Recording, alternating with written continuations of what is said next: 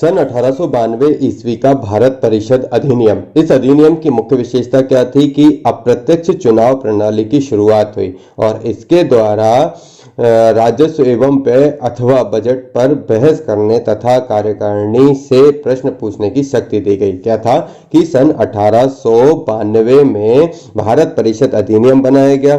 सन 1876 में शाही उपाधि अधिनियम बनाया गया, है ना। 1861 में भारत परिषद अधिनियम बनाया गया, है ना। तो भारत परिषद अधिनियम पहला था, सन 1861 में बना, और भारत परिषद अधिनियम जो है 1892 का बना।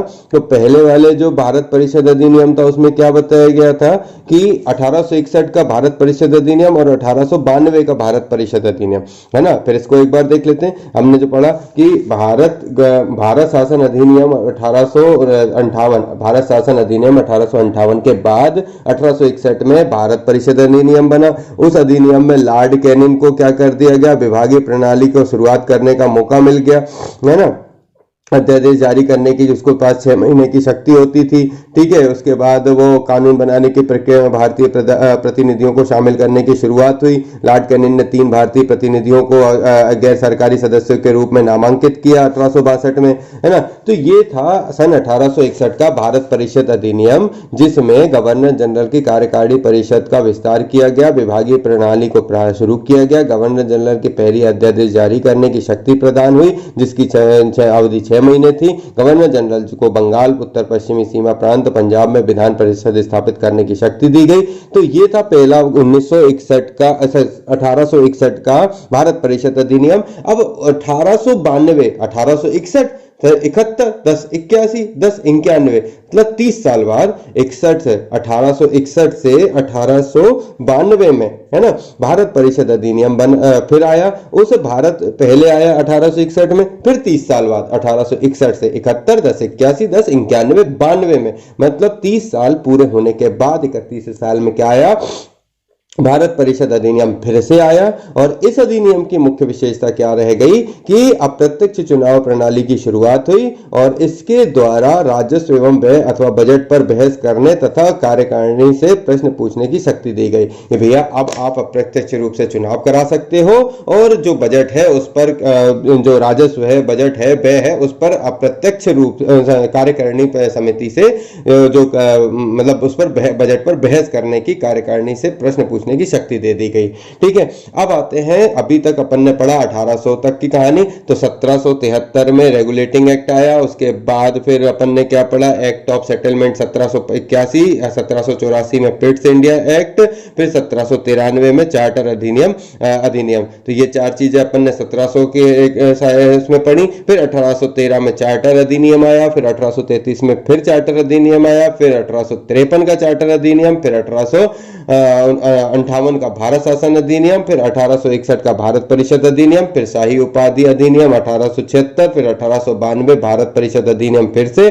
तो इतना करके अपन ने सारी चीजें अभी तक पढ़ ली। अब आगे बढ़ते हैं सन 1909 ईस्वी का भारत परिषद अधिनियम। तो तीसरे नंबर पे फिर भारत परिषद अधिनियम, जिसको बोलते हैं 1909 का भारत परिषद अधिनियम, मार्ले मिंटो सुधार। पहली बार मुस्लिम समुदाय के लिए पृथक प्रतिनिधित्व का उपबंध किया गया। क्या हुआ कि पहली बार मुस्लिम समुदाय के लिए पृथक प्रतिनिधित्व का उपबंध किया गया। इसके अंतर्गत मुस्लिम सदस्यों का चुनाव मुस्लिम मतदाता ही कर सकते थे। क्या बताया गया इसमें कि मुस्लिम सदस्यों का चुनाव मुस्लिम मतदाता ही कर सकते थे। भारत सरकार अधिनियम के तहत पहली बार विधायिका में कुछ निर्वाचित प्रतिनिधित्व की मंजूरी हुई और इस प्रकार अधिनियम ने सांप्रदायिकता को वैधानिकता प्रदान की और लॉर्ड मिंटो को सांप्रदायिक निर्वाचन के जनक के रूप में जानते हैं। क्या हो गई बात, तो अब सांप्रदायिक निर्वाचन का जो इसमें सन 1909 के भारत परिषद अधिनियम में इस बात को मंजूरी प्राप्त हुई कि सांप्रदायिक जो है चुनाव हो सकते हैं, सांप्रदायिक को वैधानिकता प्रदान की गई। और इसीलिए लॉर्ड मिंटो को सांप्रदायिक निर्वाचन का जनक कहा जाता है। इसमें यह कहा गया कि ये पहली बार, मतलब इसमें यह पहली बार निकला कि मुस्लिम समुदाय के लिए पृथक से प्रतिनिधित्व का उपबंध किया गया, मुस्लिम समुदाय के लिए पृथक प्रतिनिधित्व का उपबंध किया गया और इसके अंतर्गत मुस्लिम समुदाय के चुनाव मुस्लिम मतदाता के द्वारा ही किया जा सकता है। और भारत सरकार अधिनियम के तहत पहली बार विधायिका में कुछ निर्वाचित प्रतिनिधित्व को मंजूरी मिली और इस अधिनियम ने सांप्रदायिकता को वैधानिकता प्रदान की और लॉर्ड मिंटो को सांप्रदायिक निर्वाचन का जनक के रूप में जाना गया। भारतीयों को भारत सचिव एवं गवर्नर जनरल की कार्यकारिणी परिषदों में नियुक्त किया गया। क्या हुआ? भारतीयों को भारत सचिव एवं गवर्नर जनरल की कार्यकारिणी परिषदों में नियुक्त किया गया। किसको? भारतीयों को भारत सचिव एवं गवर्नर जनरल की कार्यकारिणी परिषदों में नियुक्ति की गई। भारतीयों को भारत सचिव एवं गवर्नर जनरल की कार्यकारिणी परिषदों में नियुक्ति की गई। भारतीयों को क्या किया गया? भारतीयों को भारत सचिव एवं गवर्नर जनरल की कार्यकारिणी परिषदों में नियुक्ति मिल गई कि भाई भारत सचिव के अंतर्गत भी उनको नियुक्ति मिल गई कार्यकारिणी परिषदों में और गवर्नर जनरल की कार्यकारिणी परिषदों में नियुक्ति मिल गई। और क्या मिला कि केंद्रीय और प्रांतीय विधान परिषदों में पहली बार बजट पर वाद विवाद करने, सार्वजनिक हितों के विषयों में प्रस्ताव पेश करने, पूरक प्रश्न पूछने, मत देने का अधिकार मिला। प्रांतीय विधान परिषदों की संख्या में वृद्धि की गई। सत्येंद्र प्रसाद सिन्हा वायसराय की कार्यपालिका परिषद ने प्रथम भारतीय सदस्य बने, उन्हें विधि सदस्य बनाया गया। इस अधिनियम के तहत presidency corporation chambers of commerce विद्यालयों और जमींदारों के लिए अलग प्रतिनिधित्व का प्रावधान किया गया। तो इस अधिनियम के तहत presidency corporation chambers of commerce विद्यालयों और जमींदारों के लिए अलग प्रतिनिधित्व का प्रावधान भी किया गया। सन 1909 ईस्वी में लॉर्ड मार्ले इंग्लैंड में भारत के राज्य सचिव थे और लॉर्ड मिंटो भारत के वायसराय थे। तो 1909 में लॉर्ड मिंटो के समय पे लॉर्ड मिंटो जब वायसराय थे तब उस समय भारत का राज्य सचिव कौन था? तो लॉर्ड मार्ले। ठीक है। सन 1919 का भारत शासन अधिनियम, इसे मॉन्टेग्यू चेम्सफोर्ड सुधार भी कहते हैं। इस अधिनियम की विशेषता थी कि केंद्र में द्विसदनात्मक विधायिका की स्थापना की गई, है ना। केंद्र में द्विसदनात्मक विधायिका की स्थापना की गई, प्रथम राज्य परिषद और दूसरी केंद्रीय विधान सभा। राज्य परिषद में सदस्यों की संख्या 60 थी, जिसमें 34 निर्वाचित होते थे और उनका कार्यकाल 5 वर्ष का होता था। केंद्रीय विधान परिषद के सदस्यों की संख्या 144 थी, जिनमें 104 निर्वाचित थे और 40 जो है वो मनोनीत होते थे। तो फिर से केंद्र सरकार ने मतलब इस 1919 के भारत शासन अधिनियम, पहला भारत शासन अधिनियम अपन ने कब पढ़ा? भारत शासन अधिनियम 1858 और उसके बाद फिर मिला अगला 1919 का भारत शासन अधिनियम, है ना। भारत शासन अधिनियम 1919 में अब अपन क्या पढ़ रहे हैं? भारत शासन अधिनियम 1919 में क्या जाना कि इस अधिनियम की विशेषता यह थी कि केंद्र में द्विसदनात्मक विधायिका की स्थापना कर दी गई। केंद्र में द्विसदनात्मक विधायिका की स्थापना की गई। इसमें क्या हुआ? केंद्र में जो प्रथम राज्य परिषद और दूसरी जो है केंद्र में दो द्विसदनात्मक विधायिका की स्थापना की गई, एक तो राज्य परिषद, दूसरी केंद्रीय विधानसभा। तो राज्य परिषद में जो है 60 सदस्य थे, जिनमें 34 निर्वाचित थे और उनका कार्यकाल जो था वो क्या होता था? 5 वर्षों का होता था। केंद्रीय विधानसभा के सदस्यों की 144 थी, जिसमें से 104 निर्वाचित थे और 40 मनोनीत होते थे। इनका कार्यकाल जो था वो 3 वर्षों का होता था। केंद्र वालों का 3 साल का और राज्य वालों का 5 साल का होता था। दोनों सदनों का अधिकार समान थे। इनमें सिर्फ एक अंतर था कि बजट पर स्वीकृति प्रदान करने का अधिकार निचले सदन को था। प्रांत में द्वैध शासन प्रणाली का प्रवर्तन किया गया था। प्रांतों में द्वैध शासन के जनक लियोनस कार्टियस, है ना। प्रांतों में द्वैध शासन के जनक लियोनस कार्टियस थे। इस योजना के अनुसार प्रांतीय विषयों को 2 उपवर्गों में विभाजित किया गया। इस योजना के अनुसार क्या है? प्रांतीय विषयों को 2 उपवर्गों में विभाजित किया गया, एक आरक्षित और दूसरा हस्तांतरित या अंतरिम, है ना। आरक्षित और अंतरिम, है ना। आरक्षित और हस्तांतरित। तो आरक्षित विषय क्या थे? वित्त, भूमिकर, अकाल सहायता, न्याय, पुलिस, पेंशन, आपराधिक जातियां, क्रिमिनल ट्राइब्स, छापाखाना, समाचार पत्र, सिंचाई, जलमार्ग, खान कारखाना, बिजली, गैस, बॉयलर, श्रमिक कल्याण, औद्योगिक विवाद, मोटर गाड़ियां, छोटे बंदरगाह और सार्वजनिक सेवाएं इत्यादि जो थे वो आरक्षित विषय थे, जिन पर क्या है कि अपन ने ये जाना कि प्रांतीय विषयों को जो उपवर्ग थे आरक्षित और हस्तांतरित, इन दो वर्गों में बांट दिया गया। आरक्षित विषय थे ये और हस्तांतरित विषय क्या थे? शिक्षा, पुस्तकालय, संग्रहालय, स्थानीय स्वायत्त शासन, चिकित्सा सहायता, सार्वजनिक निर्माण विभाग, आबकारी, उद्योग, तौल और माप, सार्वजनिक मनोरंजन का पर नियंत्रण, धार्मिक और अग्रहार दान आदि। तो आरक्षित विषयों का प्रशासन गवर्नर और उनकी कार्यकारी परिषदों के माध्यम से किया जाता था, जबकि हस्तांतरित विषयों का प्रशासन गवर्नर के द्वारा विधान परिषद के प्रति उत्तरदायी मंत्रियों की सहायता से किया जाता था। इस द्वैध शासन प्रणाली को 1935 ईस्वी के एक्ट के द्वारा समाप्त कर दिया गया था। ठीक है, अब आते आगे थोड़ा कि भारत सचिव को यह अधिकार दिया गया कि वह भारत में महालेखा परीक्षा की नियुक्ति कर सकता है। तो भारत सचिव क्या कर सकता था? महालेखा परीक्षा की नियुक्ति किसके तहत? वो 1919 के भारत शासन अधिनियम के तहत। तो भारत शासन अधिनियम में क्या हुआ? द्विसदनात्मक विधायिका की स्थापना हुई। ठीक है, आरक्षित और हस्तांतरित, आरक्षित के अलग विषय थे, हस्तांतरित अलग विषय थे, और 1919 के भारत शासन में इसको लागू किया गया और 1935 में इसको समाप्त भी कर दिया गया। ठीक है, इसके आगे क्या है कि भारत का सचिव जो है भारत में महालेखा परीक्षा की नियुक्ति कर सकता है। इस अधिनियम में भारत के लोक सेवा आयोग का गठन किया गया। ठीक है, एक लोक सेवा आयोग का गठन किया गया। 1926 ईस्वी में ली आयोग, क्या है? ली आयोग की सिफारिश पर सिविल सेवकों की भर्ती के लिए केंद्रीय लोक सेवा आयोग की भी गठन किया गया। तो ली आयोग की सिफारिश पर क्या किया गया? केंद्रीय लोक सेवा आयोग भी गठित किया गया और इस अधिनियम के तहत भारत में एक लोक सेवा आयोग का गठन प्रावधान था, वो भी क्या है? ली आयोग की सिफारिश पर कर दिया गया। 1926 ईस्वी में ली आयोग जो है 1923 से 24 तक जो था उसकी सिफारिश पर सिविल सेवकों की भर्ती के लिए केंद्रीय लोक सेवा आयोग का गठन कर दिया गया।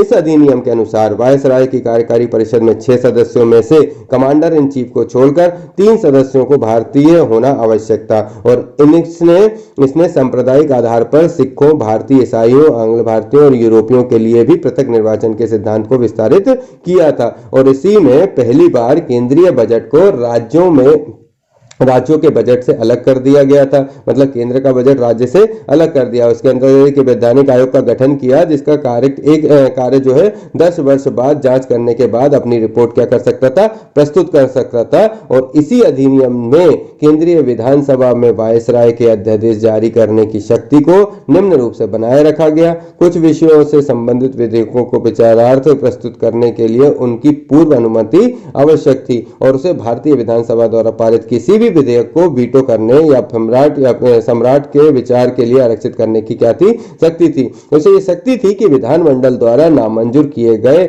या पारित न किए गए किसी विधेयक के अनुदान को प्रमाणित कर दे तो ऐसे प्रमाणिक विधेयक विधानमंडल द्वारा पारित विधेयक के समान हो जाते थे और वह आपात स्थिति के अध्यादेश बना सकता था जिनका स्थायी अवधि के लिए विधिक प्रभाव होता था। तो मांटेग्यू चेम्सफोर्ड सुधार जो था वो भारत शासन अधिनियम 1919 के द्वारा भारत में पहली बार महिलाओं को वोट देने का अधिकार भी मिला, क्योंकि पहले तो होता नहीं था। अब उस समय इंग्लैंड के प्रधानमंत्री कौन थे? लॉर्ड जॉर्ज थे। ठीक है, तो यह जो हमने पढ़ा भारत शासन अधिनियम सन 1919, इसमें कई चीजें बनी और कई चीजों को है ना मतलब कई चीजों का नया निर्माण हुआ। ठीक है, जैसे जो है भारत केंद्रीय लोक सेवा आयोग है ना, राज्य लोक सेवा आयोग, इसके अलावा जो अपन देख रहे हैं बजट बनाना, बजट पर चर्चा करना, वैधानिक आयोग का गठन करना। ठीक है, इसी के साथ महिलाओं को वोट देने की शक्ति प्राप्त होना, ये सारी चीजें कहां पर मिल गई अपन को? 1919 के भारत शासन अधिनियम में प्राप्त हो गई। सन 1935 ईस्वी का भारतीय शासन अधिनियम, सन 1919 के भारत शासन अधिनियम के तहत 1935 ईस्वी के अधिनियम में क्या है? 1935 के अधिनियम में 321 अनुच्छेद और 10 अनुसूचियां थीं और इस अधिनियम की मुख्य विशेषता इस प्रकार थी कि अखिल भारतीय संघ, ठीक है, 1935 का भारत शासन अधिनियम, 1935 के भारत शासन अधिनियम, 1935 का भारत शासन अधिनियम में 1935 के भारत शासन अधिनियम में 321 अनुच्छेद और 10 अनुसूचियां थीं। कौन सी? 321 अनुच्छेद और 10 अनुसूचियां थीं। 321 अनुच्छेद और 10 अनुसूचियां थी। तो ये कैसे थे? सन 1935 का भारत शासन अधिनियम, 1919 का भारत शासन अधिनियम, 1935 का भारत शासन अधिनियम और 1958 का भारत शासन अधिनियम। तो शुरुआत कहाँ से? 1958 से, फिर 1958, फिर 1961, सॉरी 1958, सॉरी 1858 भारत शासन अधिनियम, फिर 1858 का हुआ, फिर 1919 का हुआ, फिर उसके बाद अब आ जाते हैं 1935 का। तो 1919, 1858, 1919 और 1935 भारत शासन अधिनियम। ठीक है, थोड़ा 19 और 18 में कंफ्यूज हो जाते हैं बोलते बोलते। चलो, 1935 ईस्वी का भारत शासन अधिनियम। 1935 ईस्वी के अधिनियम में 321 अनुच्छेद और 10 अनुसूचियां थी और इसी अधिनियम की मुख्य विशेषताएं इस प्रकार थी कि अखिल भारतीय संघ बना। यह संघ क्या था? 11 ब्रिटिश प्रांतों, 6 चीफ कमिश्नरों के क्षेत्रों और उन देशी रियासतों से मिलकर बनता था जो स्वेच्छा से संघ में सम्मिलित हों। प्रांतों के लिए संघ में सम्मिलित होना अनिवार्य था, किंतु देशी रियासतों के लिए यह ऐच्छिक था। देशी रियासतें संघ में सम्मिलित नहीं हुई और प्रस्तावित संघ की स्थापना संबंधी घोषणा पत्र जारी करने का अवसर ही नहीं आया। प्रांतीय व्यवस्था। इस अधिनियम के द्वारा प्रांतों में द्वैध शासन व्यवस्था का अंत कर उन्हें एक स्वतंत्र और स्वशासित संवैधानिक आधार प्रदान किया गया। प्रांतीय व्यवस्था को क्या है? इस अधिनियम के द्वारा प्रांतों में द्वैध शासन व्यवस्था को अंत कर, द्वैध शासन व्यवस्था का अंत कर एक स्वतंत्र और स्वशासित संवैधानिक आधार प्रदान, स्वतंत्र और स्वशासी संवैधानिक आधार प्रदान किया गया। केंद्र में द्वैध शासन की स्थापना की गई। केंद्र में क्या किया गया? द्वैध शासन की स्थापना की गई। इस अधिनियम में विधायी शक्ति को केंद्र और प्रांतीय विधान मंडलों के बीच विभाजित किया गया। इस अधिनियम में विधायी शक्तियों को केंद्र और प्रांतीय विधान मंडलों के बीच विभाजित किया गया और इसके तहत परिसंघ सूची, प्रांतीय सूची एवं संवर्ती सूची का निर्माण किया गया। इसी अधिनियम में विधायी शक्तियों को केंद्र और प्रांतीय विधान मंडलों के बीच विभाजित किया गया और इसके तहत परिसंघ सूची, प्रांतीय सूची एवं संवर्ती सूची का क्या है? निर्माण किया गया। कौन कौन सी?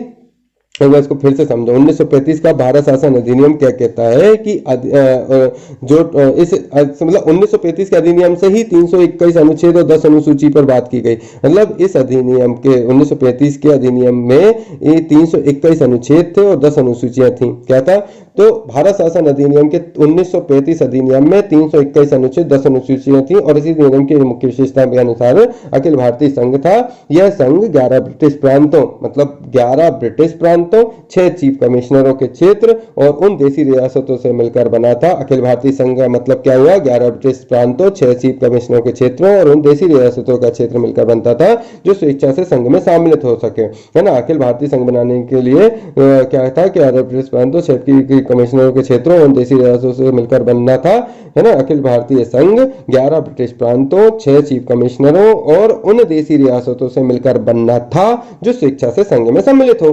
प्रांतों के लिए संघ में सम्मिलित होना, है ना, अनिवार्य नहीं, अनिवार्य था। प्रांतों के लिए संघ में सम्मिलित होना अनिवार्य था, किंतु देशी रियासतों के लिए ऐच्छिक था, है ना। प्रांतों को तो सम्मिलित होना ही पड़ेगा, तो जो 11 ब्रिटिश प्रांत है वो तो सम्मिलित होंगे ही होंगे। उसके अलावा देशी रियासतों की ऐच्छिक था। देशी रियासतें संघ में सम्मिलित नहीं हुई और प्रस्तावित संघ की स्थापना संबंधी घोषणा पत्र जारी करने का अवसर ही नहीं आया। मतलब जब देशी रियासतें इसमें सम्मिलित नहीं हुई तो प्रस्तावित जो किया गया अखिल भारतीय संघ, उसकी स्थापना संबंधी घोषणा पत्र जारी करने का अवसर ही नहीं बन पाया। आगे आते हैं प्रांतीय स्वायत्तता। इस अधिनियम के द्वारा प्रांतों में द्वैध शासन की व्यवस्था को अंत कर उन्हें एक स्वतंत्र और स्वशासित संवैधानिक आधार प्रदान किया गया। तो इधर पे क्या? प्रांतीय स्वायत्तता में इस अधिनियम के द्वारा द्वैध शासन समाप्त करके उनको स्वतंत्र और स्वशासित संवैधानिक आधार प्रदान किया गया।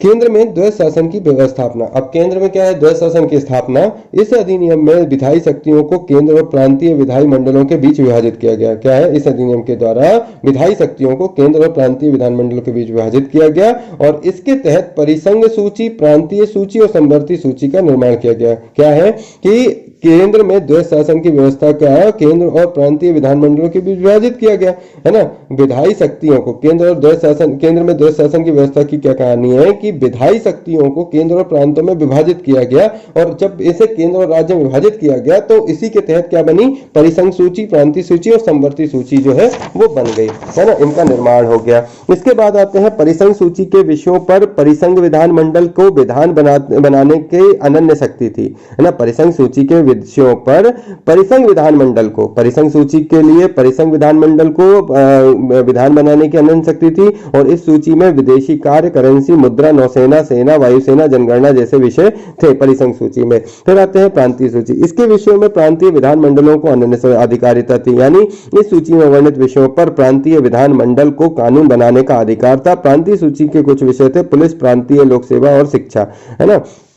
नेक्स्ट आता है समवर्ती सूची के विषयों पर। परिसंघ एवं प्रांतीय विधानमंडल दोनों विधान बनाने के लिए सक्षम थे।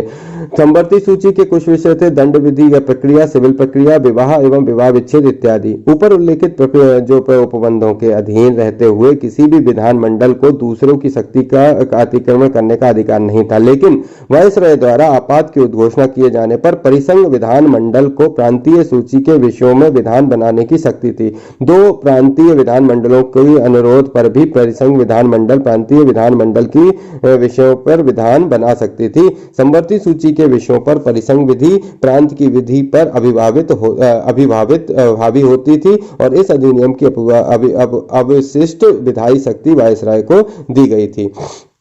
संघीय न्यायालय की व्यवस्था। इसका अधिकार क्षेत्र प्रांतों तथा रियासतों तक विस्तृत था, और यह इस न्यायालय में एक मुख्य न्यायाधीश, दो अन्य न्यायाधीशों की व्यवस्था की गई थी। न्यायालय से संबंधित अंतिम शक्ति प्रीवी काउंसिल लंदन को प्राप्त थी। प्रीवी काउंसिल में किसको, लंदन को प्राप्त थी। संघीय न्याय व्यवस्था क्या होती है, न्यायालय व्यवस्था क्या थी कि इसका अधिकार क्षेत्र प्रांतों और रियासतों तक विस्तृत था, कि ये प्रांत और रियासत सबको, है ना, सबको अपने अंडर में लिया था, मतलब लिए हुए थे, जिसका अधिकार क्षेत्र प्रांत और रियासत था।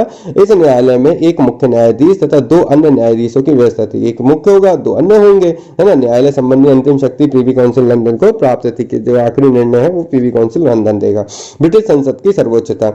इस अधिनियम में किसी भी प्रकार के परिवर्तन का अधिकार ब्रिटिश संसद के पास था। क्या था, ब्रिटिश संसद की सर्वोच्चता। इस अधिनियम में किसी भी प्रकार के परिवर्तन का अधिकार ब्रिटिश संसद के पास था। प्रांतीय विधानमंडल और संघीय व्यवस्थापिका इसमें किसी भी प्रकार का परिवर्तन नहीं कर सकते थे। तो प्रांतीय विधानमंडल और संघीय व्यवस्था इसमें कोई भी परिवर्तन नहीं कर सकते थे। अगर इस मतलब किसी भी प्रकार का परिवर्तन ब्रिटिश सरकार कर देती है तो प्रांतीय विधानमंडल और संघीय व्यवस्थापिका, मतलब प्रांतीय विधानमंडल और संघीय व्यवस्थापिका इसमें फिर किसी प्रकार का परिवर्तन नहीं कर पाएगी, जो ब्रिटिश सरकार संसद की सर्वोच्चता की तरफ से अगर हो गया तो। भारत परिषद का अंत।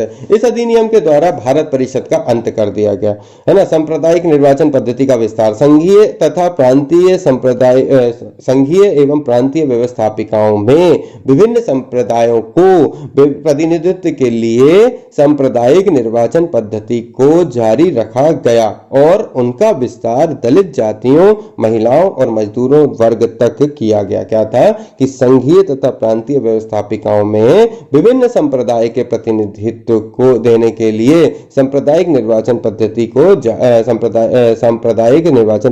जारी रखा गया, और उसका विस्तार दलित जातियों, महिलाओं और मजदूरों वर्ग तक किया गया। इस अधिनियम में प्रस्ताव का अभाव था, और इसके द्वारा बर्मा को भारत से अलग कर दिया गया, अदन को इंग्लैंड के औपनिवेशिक कार्यालय के अधीन कर दिया, और बरार को मध्य प्रांत में शामिल कर लिया। इसके अंतर्गत देश की मुद्रा और साख पर नियंत्रण के लिए भारतीय रिजर्व बैंक की क्या हो गई, है ना, व्यवस्था की गई, स्थापना की गई। इसके अंतर्गत क्या है, देश की मुद्रा और साख पर नियंत्रण के लिए भारतीय रिजर्व बैंक की स्थापना की गई, और इसने मताधिकार का विस्तार, लगभग 10% जनसंख्या को मताधिकार मिल गया। सन 1947 ईस्वी का भारतीय स्वतंत्रता अधिनियम। ब्रिटिश संसद में 4 जुलाई 1947 को भारतीय स्वतंत्रता अधिनियम प्रस्तावित किया गया, है ना। ब्रिटिश संसद में 4 जुलाई 1947 को भारतीय स्वतंत्रता अधिनियम प्रस्तावित किया गया, जो 18 जुलाई 1947 को स्वीकृत हो गया, है ना। 4 जुलाई 1947 को यह प्रस्तावित किया गया कि भाई ब्रिटिश संसद में 4 जुलाई 1947 को यह जो है दिया गया, और 18 जुलाई 4 जुलाई से 18 जुलाई 14 दिन लगे, 18 जुलाई 1947 को स्वीकृत हो गया। और इस अधिनियम में 20 धाराएं थी। इस अधिनियम में क्या थी? 20 धाराएं थी। इस अधिनियम के मुख्य प्रावधान निम्न थे। 2 अधिराज्यों की स्थापना। 15 अगस्त 1947 को भारत एवं पाकिस्तान नामक 2 अधिराज्य बना दिए जाएंगे और उनको ब्रिटिश सरकार सत्ता सौंप देगी। सत्ता का उत्तरदायित्व दोनों अधिराज्यों की संविधान सभा को सौंपी जाएगी। सत्ता का उत्तरदायित्व है दोनों अधिराज्यों की संविधान सभा को सौंपी जाएगी। भारत एवं पाकिस्तान दोनों अधिराज्यों में एक गवर्नर जनरल होंगे, जिनकी नियुक्ति उनके मंत्रिमंडल की सलाह से की जाएगी। संविधान सभा का विधानमंडल के रूप में कार्य करना, जब तक संविधान सभाएं संविधान का निर्माण नहीं कर लेती तब तक वे विधानमंडल के रूप में कार्य करती रहेंगी। भारत मंत्री के पद समाप्त कर दिए जाएंगे। और 1935 में भारतीय शासन अधिनियम द्वारा शासन जब तक संविधान सभा द्वारा नया संविधान बनाकर तैयार नहीं किया जाता तब तक उस समय 1935 के भारतीय शासन अधिनियम द्वारा ही शासन होगा। देशी रियासतों पर ब्रिटेन की सर्वोपारिता का अंत कर दिया गया और उनको भारत या पाकिस्तान किसी भी अधिराज्य में सम्मिलित होने और अपने भावी संबंधों का निश्चय करने की स्वतंत्रता दे दी गई। और इसी अधिनियम के अधीन भारत डोमिनियल को सिंधु, बलूचिस्तान, पश्चिम पंजाब, पूर्वी बंगाल, पश्चिमोत्तर सीमा प्रांत और असम के सिलहट जिले को छोड़कर भारत का शेष राज्य क्षेत्र मिल गया, है ना। इस अधिनियम के अधीन भारत डोमिनियल को सिंध, बलूचिस्तान, पश्चिम पंजाब, पूर्वी बंगाल, पश्चिमोत्तर सीमा प्रांत, असम के सिलहट जिले को छोड़कर भारत का शेष राज्य क्षेत्र जो है उसको मिल गया। सिलहट जिले में भारत स्वतंत्रता अधिनियम 1947 के प्रवृत्त होने के पूर्व जनमत संग्रह में पाकिस्तान के पक्ष में मत दिया था।